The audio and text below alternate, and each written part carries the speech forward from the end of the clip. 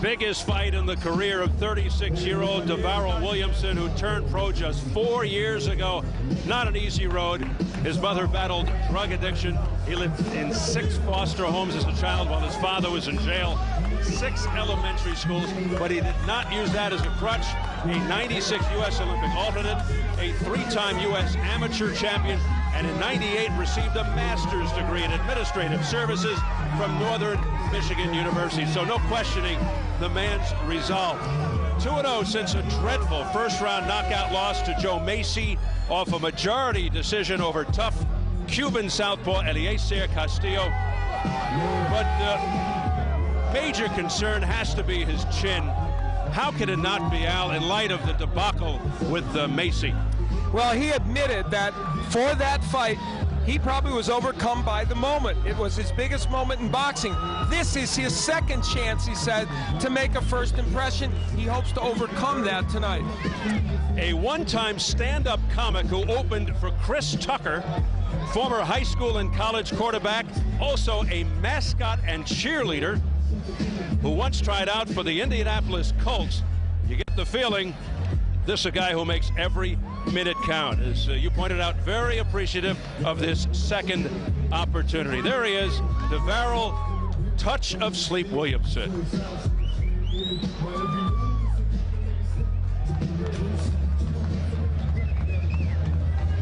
There was a time when Wladimir Klitschko was considered the best of the Klitschko brothers, but ever since the Corey Sanders fight, a lot of question marks. His chin, his heart, his conditioning. Does he have what it takes? His first trip to the ring since the forgettable loss to Layman Brewster. Klitschko, a heavy favorite, and as you can hear, the fan favorite. But given the recent rash of upsets, Al, is there cause for concern? I think there is, for one simple reason. He's facing a man in Devarril Williamson who has considerable power. And let's be honest about Wladimir Klitschko. He is 2 years removed from a really, really good performance. So he has to prove to the boxing world and the fans that he is capable of fighting like he did a couple of years ago when, as you pointed out, he looked like the heir apparent to the throne in the heavyweight division. As he makes his way through the ropes, Wladimir Klitschko admitting he's at the bottom of the division. Still, his trainer, Hall of Famer Emanuel Stewart, insists Wladimir can be as good as the best heavyweight he ever trained, Lennox Lewis. And he showed evidence of that a couple of years ago. This is a superb athlete who, if he can harness that and fight well over the course of entire fights, he can do it. And you got a glimpse in the background of his older brother Vitaly in there to lend support.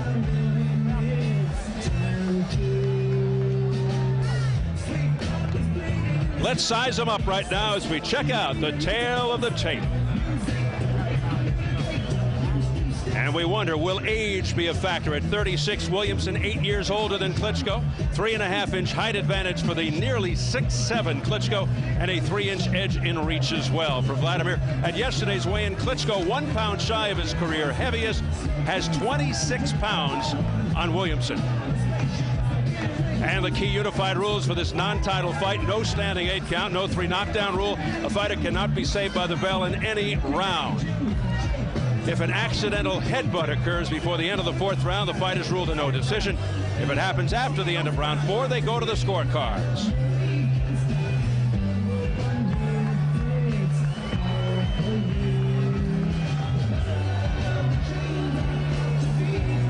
So here at Caesars Palace, Las Vegas, getting ready for our main event, Wladimir Klitschko versus Devarril Williamson. Let's get the official introductions from our ring announcer, the classy Jimmy Lennon Jr.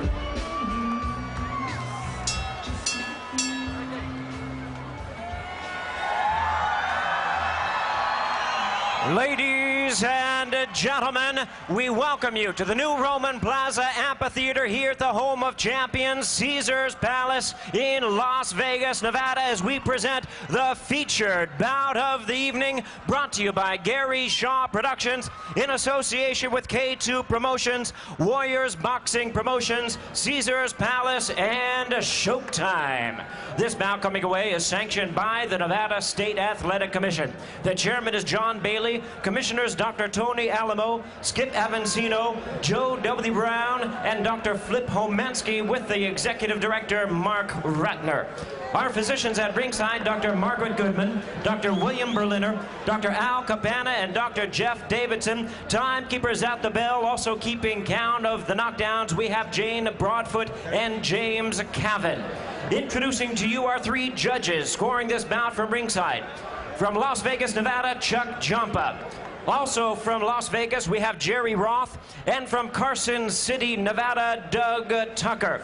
And our 3rd man in the ring, the referee in charge of this bout, we have Jay Nady. All right, fans, here we go with the main event of the evening. 10 rounds of boxing and a heavyweight special attraction. And now, ladies and gentlemen in attendance and boxing fans joining us around the world, live from Caesar's Palace in Las Vegas, Nevada, it's showtime!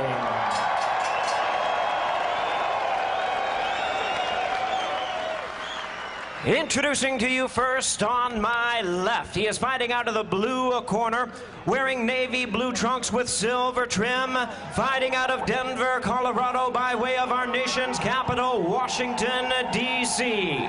He weighed in at 218 pounds. His record stands at 20 wins, 2 losses, with 17 wins coming by way of knockout. Ladies and gentlemen, he is the former NABF heavyweight champion, currently ranked number 10 in the world by the WBC, introducing Devarril Touch of Sleep Williamson.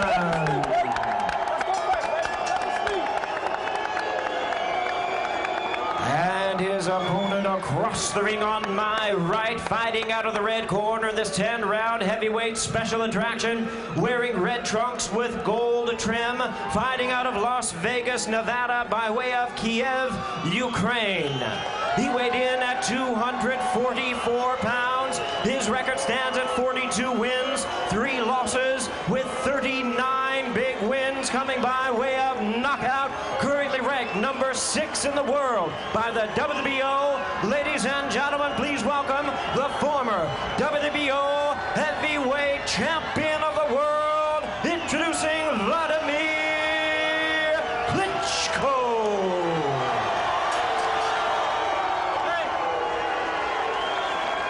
Once again, our referee in charge, Jay Nady, now to give instructions. 12 rounds of boxing schedule. 1 second, let's go. Fighter, come center. Let's go, go.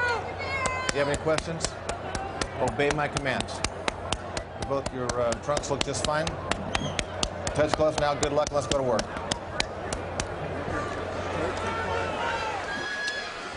A fight that features 2 powerful sluggers with vulnerable chins, which usually makes for interesting fights. Klitschko has a doctorate in sports science. Williamson, as mentioned, a master, so both should be smart enough to know that this is all about. Both highly motivated, even desperate. And let me tell you, Wladimir Klitschko kept staring at Devarril Williamson from the moment he got in the ring, doing his best Sonny Liston impression, and Williamson never looked at him even during the instructions. I think he feels he can intimidate Williamson early. We'll see. We should point out, we picked up that Klitschko had a nosebleed in the dressing room. They were working on it all the way up to the ring walk. We'll see if that impacts here. Klitschko, once the future of the division, looks to dig out from the rubble of 2 losses in his last 4 fights, most notably the embarrassing defeat to Layman Brewster. Williamson realizes if he is to be taken seriously, it has to begin here. Now, Devarril Williamson isn't by nature a boxer, but he's a boxer puncher, but he will move in these first couple of rounds. He hopes it will go 4 in 2 rounds to try and get through these early rounds where he thinks, and everyone, of course, these days thinks Klitschko will not do well in the middle rounds. And make no mistake, Williamson has some power. He can punch. Klitschko normally prefers to fight at a slow, relaxed, deliberate pace. Will Williamson set a fast pace and look to test Klitschko's athletic skills? Will Klitschko pick up his pace and intensify his attack? Emmanuel Stewart told us they expect Williamson to bring a lot of movement, so they have changed Klitschko's style to be more aggressive. And that's what Williamson is doing here in round 1. He is boxing, he is moving. He doesn't want to get hit by Klitschko early on. Williamson says he'll outthink Dr. Klitschko. Said he's not going to go right after him. Good left hook by Williamson. He's counterpunching fairly well early in this bout, and he's capable of it, though it's not his major stock in trade. You know, Williamson was one of the most decorated amateur boxers ever for the United States, a three-time champion, but never made it to the Olympics. Would have fought Vladimir in the 1996 Olympics had he won in the trials, but lost. Wladimir Klitschko winning the gold medal in those Olympics at super heavyweight. Williamson looking to be tactical, looking to trick Klitschko best he can. A fight in which Williamson is faced with an interesting dilemma. Which Klitschko will he see? He prepared for a couple of different Vladimirs, saying he's ready for the best Wladimir Klitschko that he's seen in the past. In the old days, before they had the 24-second clock in the pros and also the shot clock in basketball and college basketball, you could buy time early in the match with the four-corner offense, etc. Think of this as Williamson's four-corner offense. He just wants to get this fight in the fourth or fifth round. He's becoming Dean Smith early in this fight. I was just going to say, Dean Smith. Little trickle of blood from the left eye of Wladimir Klitschko. I'm not sure if that's as a result of heads coming together, I didn't see it, or a punch.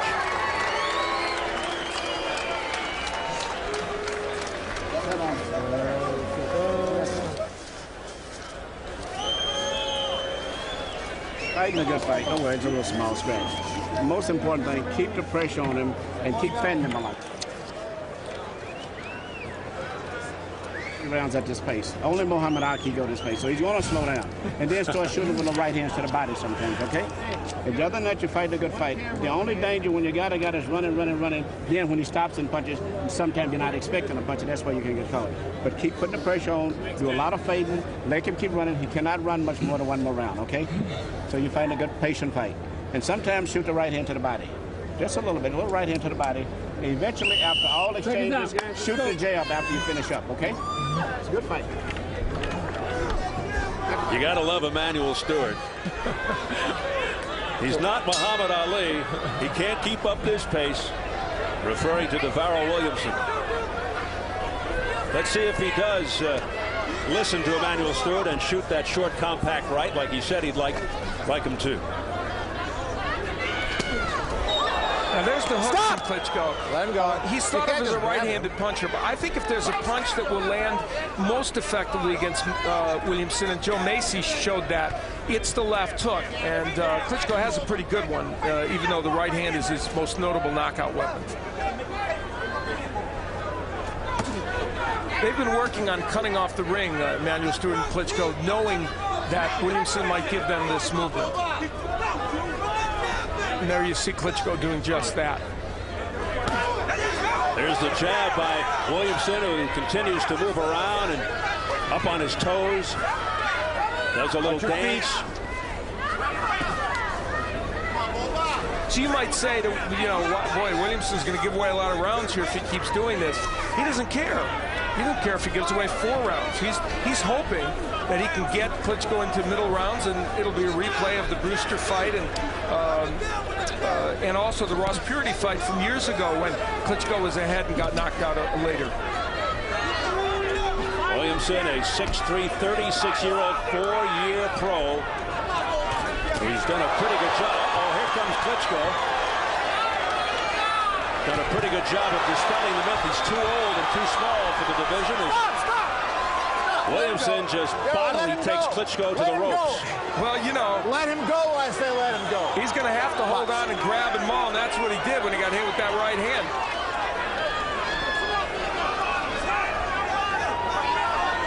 That's what Emanuel Stewart wanted to see. Let's see if Klitschko unleashes the right again. Looks like he's trying to set it up with the jab.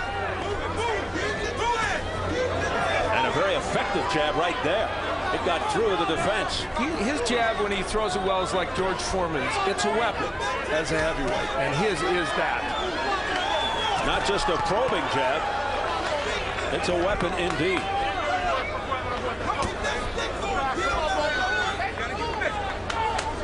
There it is again. It snaps Williamson's head back. Under 30 seconds left in round 2. Very effective jab here being displayed by Klitschko.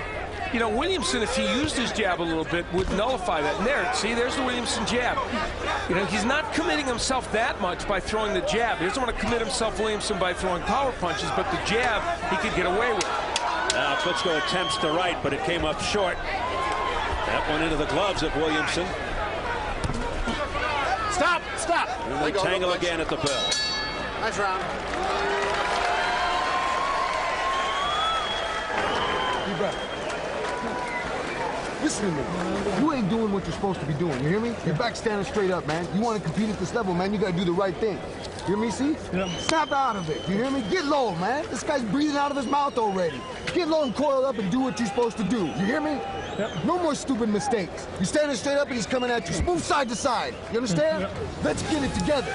Wladimir Klitschko in that last round using the jab to set up the straight right hand, and that one gets there, and Williamson has to fight back to make sure he doesn't get nailed with another punch.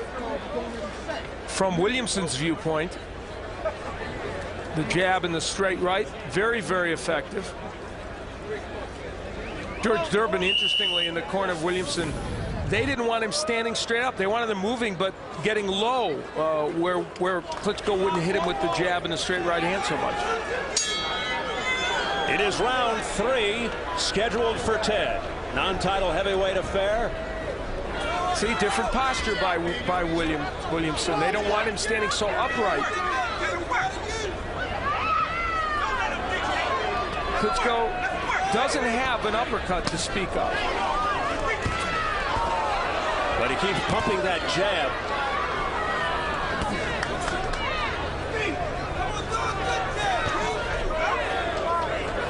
Klitschko, Williamson saw an opening, but couldn't connect with the right. Klitschko's mouth wide open, if that means anything.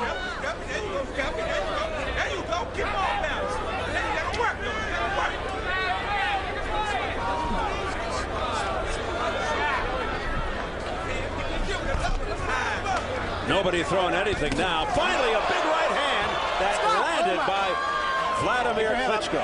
And if Williamson doesn't exactly look like Larry Holmes and Muhammad Ali and Jimmy Ellis, and you can name the good boxers, it's because he isn't. This is not something he does, but he's doing it for this fight. And that's why his movement looks labored, but it's keeping him in the fight in this third round. Now, is Klitschko going to fade as we get into middle rounds? I don't know, especially if there's no pressure put on him, but it's the one chance Williamson thinks he can give himself. And that's why you're looking at a guy that doesn't look like he's very good at this style. He's being just barely good enough to hang in there. Klitschko with a right hand right off the top of Williamson's head.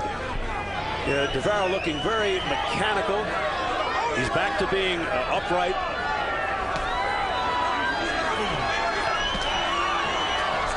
And Klitschko just patiently waiting for the opening. Fans impatient. They want to see more action. They want this to be a heavyweight shootout. So with Klitschko in a way, although he doesn't want to take punches. And make no mistake, Williamson does have some pop. Yeah, that's why Wladimir Klitschko isn't rushing in, because Williamson can punch. 56 of the 62 fights these fighters have been involved in have ended in knockout. So while we're seeing a very slow pace over 3 rounds, don't expect this to go the full distance. I doubt that it will. Williamson 20-2 with 17 knockouts. Klitschko 42-3 with 39 KOs.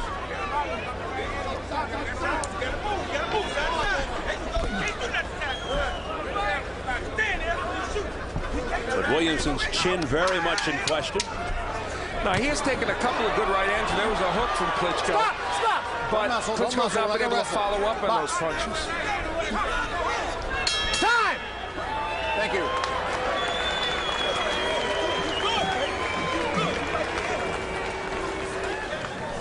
A man who has provided all kinds of excitement at this venue, Thomas Hearns, who established himself as one of the greats in boxing history in the 80s, headlined many big fights here at Caesars. Bouts with Hagler, Leonard, Duran became classics.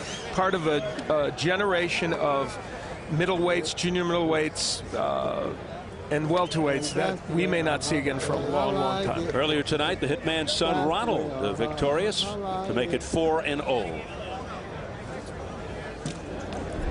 Fighting a very intelligent fight. Good fight. The most important punch is the left jab.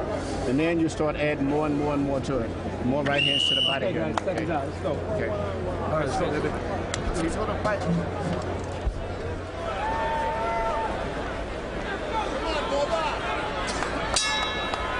Well, you heard Emmanuel Stewart. He's happy. And he's correct. The jab is the most important punch for him because once if he keeps throwing it, which Williamson is allowing him to do, it will set up the right hands and those rights to the body, and ultimately also maybe a left hook that will land. You know, it's a misnomer for people to think Klitschko hasn't fought good heavyweights. He dominated Chris Bird, who of course has one of the championships, and beat him. He beat Jameel McCline, he beat Derek Jefferson, he beat Botha when he could still fight a little bit, he beat Monty Barrett. He's beaten the people he's supposed to beat. Oh, wow! He's down! Wow. A straight right hand. Klitschko down. 6, 7. You okay? 8. He got up fast. It's a flash knockdown. He's just stunned out of nowhere. And now a confident Williamson goes back to it. But Devarril Williamson better be careful. If he rushes in, he can get nailed with something big. Yeah, he can't be too cocky here. Don't be throwing those wild left hooks, Devarril. Now, all of a sudden, a fight breaks out. Yeah. Well, maybe he only needed to get to round 3, not round 5, as I suggested. Oh, it's wild now as they continue to brawl with a minute 40 and counting in round 4. Stunningly, Wladimir Klitschko Stop! went down.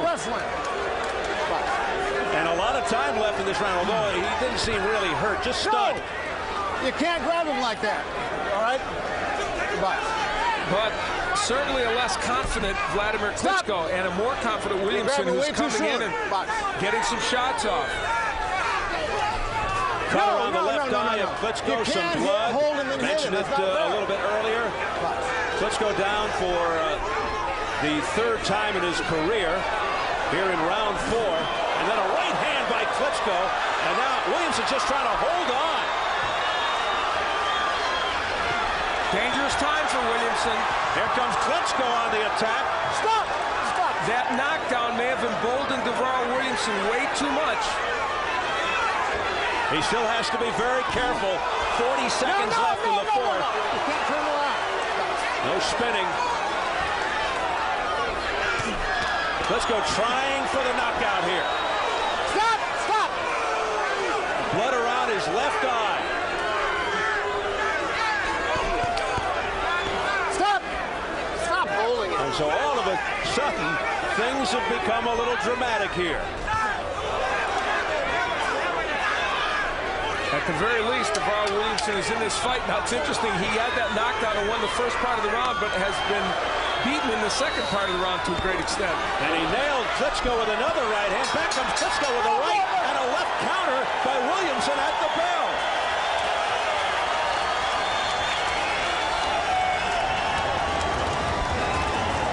Take it easy. Listen, you got knocked down with one of those punches where you threw the right hand and you was out balance. So don't worry, take it easy. Don't get excited. You're getting too excited. You understand? Just get back to your basic confidence. You didn't get hit with a normal right hand. You was throwing a punch. You got caught off balance. So just take it easy and don't panic. Just work your jab now, okay? Get back to working your jab and take your time, okay? Fight a very patient. Take it. Here's how Devarril Williamson was able to create a knockdown. Klitschko made himself lower than he normally does, not fighting as straight up. You see, he leaned in. And that is a way, by the way, that he got nailed by Layman Brewster in their fight. He will oftentimes make himself smaller instead of fighting tall. It's one of the great attributes of Lennox Lewis. He never fought small, and that's what Stewart really wants Klitschko to do, but that time he didn't. Jacob stitched Duran going to work in the Klitschko corner on that left eye. Yeah, Klitschko keeping his left hand extremely low most of the time, and as you point out, that's what cost him. in the fight with Brewster. You're going to laugh at me for saying this. Williamson has put a seed of doubt in Klitschko's mind. I say for the next 2 rounds, if I'm Devarril Williamson, I fight those exactly as I fought the first 2.5 and see if I can get him into the 6th or 7th and then go after him. No reason for Devarril Williamson to go after Klitschko right now, other than to entertain us, which would be fun, and this crowd.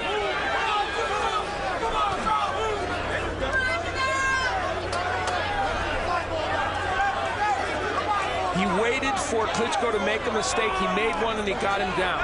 Maybe a mistake like that in a couple of rounds could create a better knockdown for Williamson. We don't know.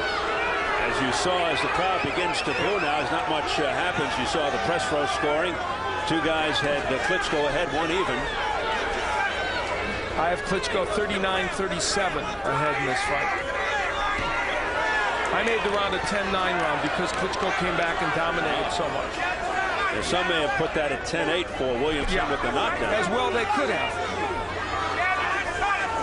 Things have slowed considerably here in round 5 after an all-action round 4. And what is Klitschko not doing? That. He's not throwing the jab. And Stewart really wants that punch. And it's the punch that would control this fight completely for him.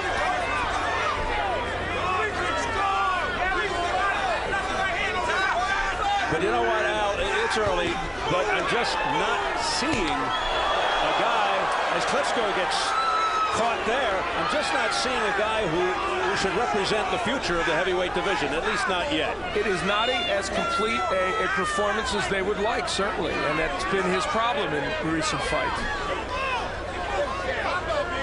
Just sort of fights in bursts and stretches. He's not the same person he was a couple of years ago when he looked for all the world like he was putting everything together.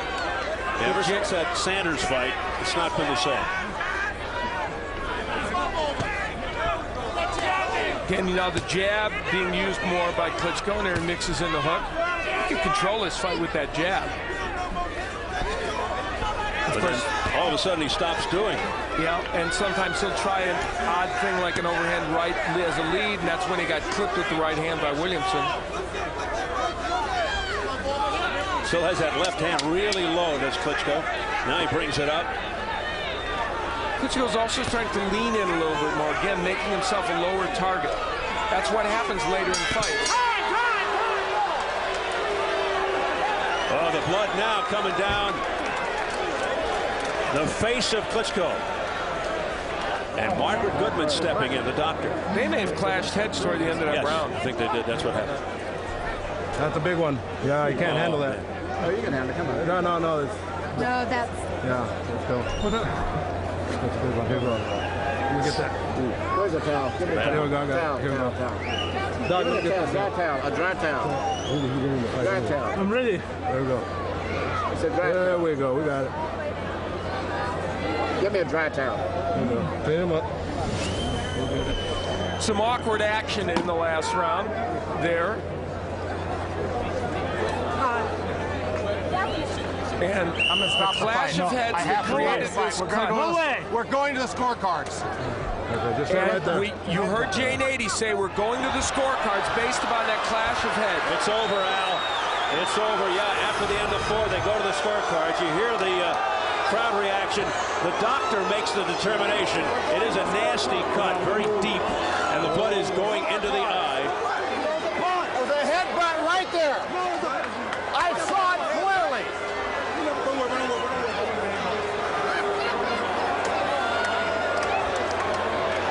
I guess the blood had the potential of entering the eye. You see it just going down the bridge of the nose there. Also, they didn't think they could stop it. Yep. So Dr. Margaret Goodman there makes the recommendation. Jane 80 abides. And this fight is over here after, what was that, 5 rounds? So they have to go to the scorecards after 4.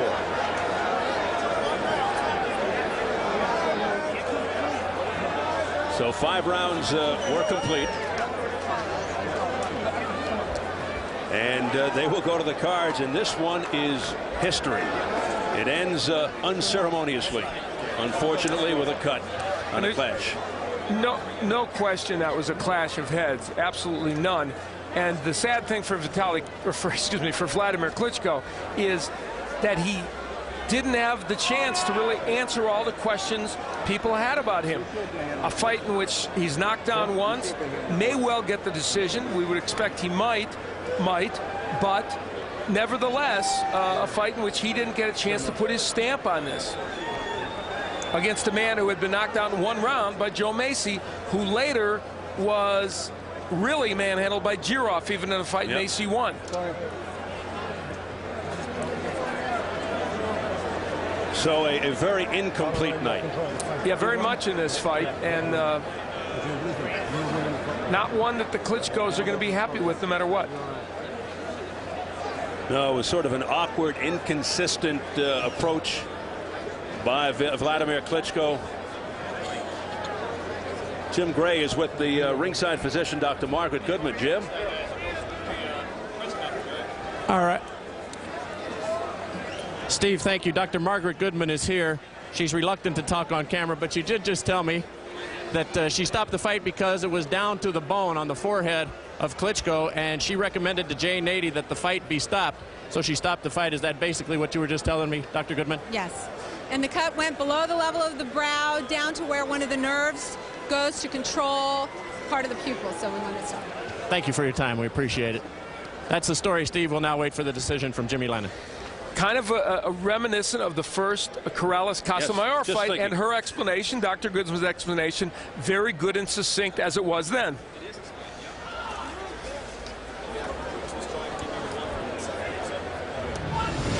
This is where the clash of heads came, right at the end of the round, toward the end of the round.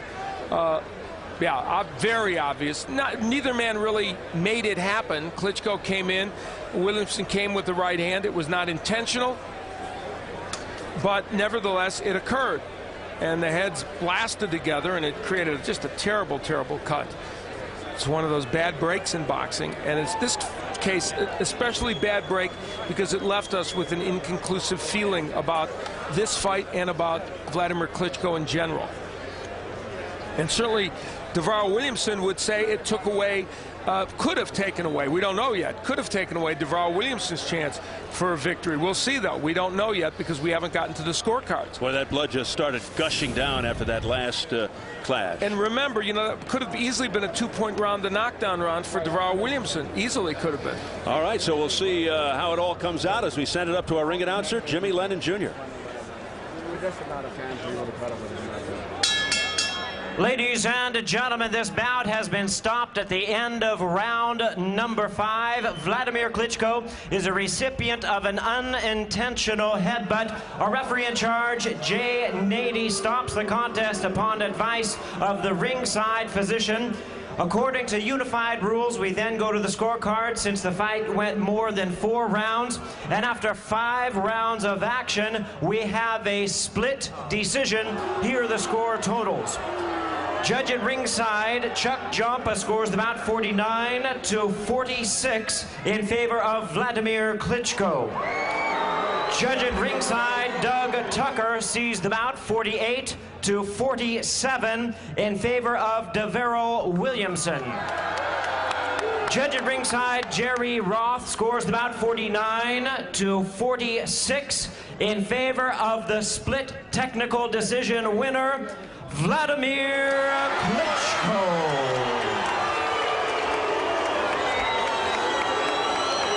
Well, some mixed reaction from the crowd here, as well, nobody's ever happy when a fight ends in this fashion.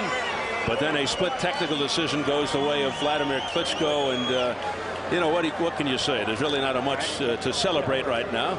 And I know you want to get some comments in, Al, but we'll get to that momentarily. Let's go to Jim Gray. All right, thank you very much, Steve. Wladimir, first of all, how is your forehead? So, I want to say thanks for Devarril Williamson. He's in great shape. He's a tough fighter. And I built my fight with the left jab. And it was not easy to fight with him. How's your forehead? How's your forehead? And on the end of the round, I really feel that I taken care on his left and his right hand, and yeah, it was headbutt. But I would like to continue to fight, and I understand that some people and boxing fans, they want to see with the full distance how it's gonna be, And so, you know the results and how it looks like. Did you feel as though you were winning this fight? I feel pretty confident, and I feel that I'm winning the fight in the second round. Devarril hit me with the right hand, was pretty good. But anyway, I was clear and I was ready to fight. So, but I feel confident and I feel that they're winning every round. Tell me what happened here in the fourth round when you were knocked down. I was out of balance, and of course he cut me with the right hand, but it was more out of balance. So, but anyway, it was clear right hand, and I have to admit it. Wladimir, how was your conditioning tonight? Had this fight continued to go, would you have been able to do better than you did against Brewster, and was your conditioning better for this fight? I mean, as you see, it was 5 rounds, and it's again of the 5th round. The fight was coming to the end with no results when, like it was in the last fight in April. But I feel pretty good, and my condition is good, and I think that the fight was pretty fast also. If this was a fight to regain your confidence, did you accomplish that? I think I never lost my confidence. Even I lost 2 fights in a row, almost in a row, against Corey Sanders and against against Brewster. And I didn't lose my confidence. I'm pretty confident. Let me bring in Manny Stewart for his assessment, because you've got a keen eye for this. Manny, what's your assessment? I thought it was a good performance. It's very difficult to fight anyone who's steady running away. Every time he makes a motion to get into the fight zone, Devarril was very smart. He was running out of the fight zone.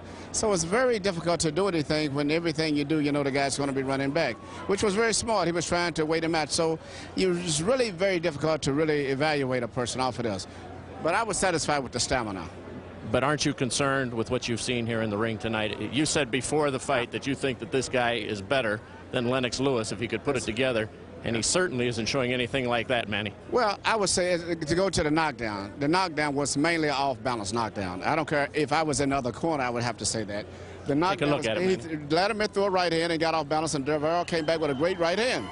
But it was this great, perfect perm right hand, and he was in a bad position. So it was a perfect right hand from Devarril's viewpoint, and he was just out of balance at the time. Has Klitschko been the same fighter since Corey Sanders? Well, 2 years now. Well, it's very difficult to say. You just remember, for the most part of the career, the Klitschko brothers fought primarily in Germany in control-type situations. Now they're over here with the big boys, like Lennox. They're actually fighting and training over here in America, and as we've discussed, it's going to be more difficult. I mean, it's not where everything was controlled as it was in Germany, so they're going to have to battle their way back up to the top the rough way here. Where does he go from here now? Well, I would like to see him. I really would like to see him fight again as soon as possible in December. And we would like to fight anyone, even if it's Devarril again. It does not matter. But I think he must fight, win or lose. He's got to be busy fighting. Will you be healed by December? Yeah, let's see. I didn't see my face yet, so I have to check it out and also talk to the doctor. So let's see what's coming out. But I will have to admit, I would like to come back in the ring as soon as possible. Against Devarril again? Yeah, I don't know. Feel better. Let's bring in Devarril. You acquitted yourself here very well tonight. You were able to knock Klitschko down here in that 4th round. Did you feel as though you were ahead when you went to the scorecards? I felt that I was ahead, but I felt it was close. I really agree with like something like 48-46 because of knockdown. I guess as usual, we tried to not necessarily wait it out, but we tried to let him kind of shoot his low early in the fight. So my fight is from the conditioning, it's from round 5 on to 10, and that's what we had planned all along. Based on what you'd seen against Brewster. Precisely. So therefore, you know, everything was going scheduled to plan. My coach wanted me to throw a little bit more punches during the first 5 rounds, though. However, but we did, you know, get a good shot. He was a little bit off balance, but it was a punch that knocked him down. So we felt that we should have maybe won that round at least 10-8, 10-7, possibly 10-7. Tell us your version of what happened at the end of the 5th round here with the headbutt as we take a look at it. I think it was 10 seconds left, or something like that. We heard it, the guy hit the mat, and so we trying to slide in with the 1-2. Jay Nady kept warning Wladimir a number of times, and I think round 2 or round 3 about holding, and I was surprised he didn't take a point. He warned him maybe like 3 or 4 times, right in a row. So I think our heads maybe hit. It was so it was excitement in there. So I'm not sure. I know that maybe it was a punch or whatever, but looks like it was just it was a headbutt or whatever, or a slightly clash of heads, incidental, and we this is really unfinished business. I don't think that Wladimir could raise his hands. I don't think that I could necessarily raise our hands and feel confident that this was a win or a loss. I think we should do it again, and you know, if he would, I mean, I would love to do it again, and once he heals up. Thank you very much for your time. Maybe there will be a rematch. Thank you, Jim. All right, Jay Nady, we asked him to come on camera. He declined to speak on camera. He did tell me that the cut was deep, and he took the recommendation of Dr. Margaret Goodman. He said cut was very deep down to the bone, just above the pupil, and he just didn't foresee Klitschko being able to continue under these conditions. Steve?